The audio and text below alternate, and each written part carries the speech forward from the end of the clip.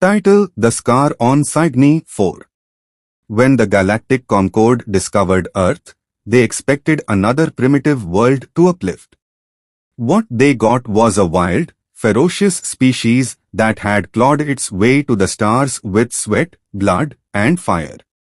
The Concorde made contact in 2347. By then, humanity had already colonized 12 star systems and terraformed 3. They expected awe, reverence. Instead, they were greeted with a firm handshake and a question. Where the hell were you when we were dying on Titan? That was the first sign that humans were different. Chapter 1: The Brink. Lieutenant Kara Lin took a deep breath and rechecked her pressure suit. The HUD flickered, giving her oxygen readouts and the failing life support status of the Cygni's flame. The dreadnought had taken a direct hit from a Krell disruptor torpedo. "We've got 13 minutes before core detonation," came the voice of Commander Elric Von through her comms, an Avenari tactician with chitinous plating and 6 eyes. "Human, your chances of survival are statistically negligible." Kara grinned, wiping soot from her cheek. "Statistically, I shouldn't have survived my first deployment either. But here I am." "You're on fire," Von said. "I'm aware." The corridor she sprinted down was indeed engulfed in flame. Emergency bulkheads failed to close, and smoke billowed like angry spirits. But Kara didn't slow. She had one job: recover the core stabilizer key from engineering and buy the crew time to escape. Chapter 2: Humanity's Edge. The Concorde still debated what made humans so uniquely dangerous. It wasn't their technology. Plenty of species had better ships, smarter AI, stronger weapons. It was something else. Aboard the Cygni's flame, Kara tore open a hatch, her fingers blistered. Inside, coolant sprayed in white arcs, and the key, a steel cylinder the size of her arm, lay under the collapsed body of an Ursari engineer, still twitching. She hauled the corpse aside with a grunt. "Sorry, big guy. I need this more." Her breath came ragged. The pain was immense. Every fiber of her body screamed for her to stop. She didn't. Chapter 3: The Krell. The Krell were designed for war. Literally. Genetically perfected hunters. But they didn't understand humans. Not really. When the Concorde had assigned a human detachment to the outer Cygni 4 frontier, the Krell saw it as a joke. Until they started losing. First, it was a scouting party that vanished. Then a warship ambushed in a gravity well, gutted from within. Their generals dismissed it as anomalies. Then came the Battle of the Scar. Chapter 4: The Scar. Cygni 4b was a mining moon.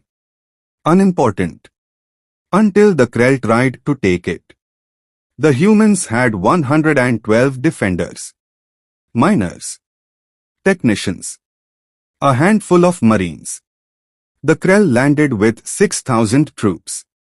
By the time the Concorde responded, only 3 humans were left alive. And the Krell were all dead. Commander Von had been there. He remembered the scene: scorched craters, shattered terrain, Krell warbeasts lying in twisted heaps. And graffiti burned into a cliffside, scorched with plasma. Try harder. The humans called it the Scar. Chapter 5: Detonation. Kara made it to the drop bay as alarms howled. Behind her, the Cygni's flame was dying. She slapped the stabilizer key into the emergency core and rerouted all power to the escape pods. The AI stuttered back online. Core stabilization sequence engaged. Evacuation recommended. She staggered to pod 17, barely conscious. The hatch closed behind her with a hiss. Above her, the ship shook. Metal screamed. Then silence. Odd 17 ejected, streaking away from the dying ship like a tear across space. Chapter 6, Blood and Smoke. Kara woke up 3 hours later to find the escape pod half buried in alien mud. The jungle outside was dense and wet with blue sap. She was alive. Barely. Her radio crackled. Flame is gone. We count 11 survivors. Location unknown. She clicked her beacon on. Lieutenant Lin reporting. Surface of Cygni 4C. Hostile environment. I'll get the others. Negative, came the reply. Stay put. We are sending a rescue. But Kara had already slung her rifle over her shoulder and started walking. Chapter 7, Why Humans Win. There's a story told in Concord academies now. About a soldier who marched across Cygni, 4Ca's toxic jungles, fending off predators and storms, hunting down escape beacons one by one. Kara Lin saved all 10 survivors. Carried 2 on her back. Lost a leg to a plasma mine. Kept going. When the Concord rescue finally arrived, they found her covered in mud, blood, and bandages she'd made from her own uniform. She saluted, standing on one leg. Mission complete. Chapter 8, The Concord Debates.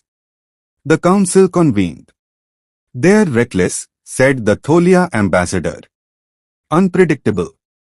They win, said the Xaran envoy. They're dangerous. They're necessary. Humanity was offered a seat on the High Council. Earth declined. We've got more work to do, said the president. Chapter 9, What the Krell Learned. The Krell attacked another frontier 2 years later. This time, they brought 20,000 troops. The humans had 12. All ex-miners. The Krell didn't make it past the landing zone. One of the captured Krell officers was interviewed later. What happened? They laughed, he said, shuddering. They laughed while they killed us. Chapter 10, HFY. There's something you don't learn in simulations. Something you don't get from genetic engineering or ancient star maps. It's the scream of a mother defending her child. The fire in the eyes of a dying soldier who refuses to go quietly. It's duct tape on a failing reactor. A sharpened rock in a broken hand. It's the grit of species that learned to survive on a death world. It's humanity. And when the galaxy realized what they were, it was too late. Epilogue, The New Frontier. Kara Lin retired at 32. She had more scars than medals. The Concord offered her a desk job, a monument. She turned them down. Instead, she joined the Mars Terraforming Corps. She liked dirt and challenge. At night, kids gathered around her campfire. Tell us the story again, they'd beg. Of the scar on Cygni 4. She would grin, take a sip of her flask, and begin. It started with fire.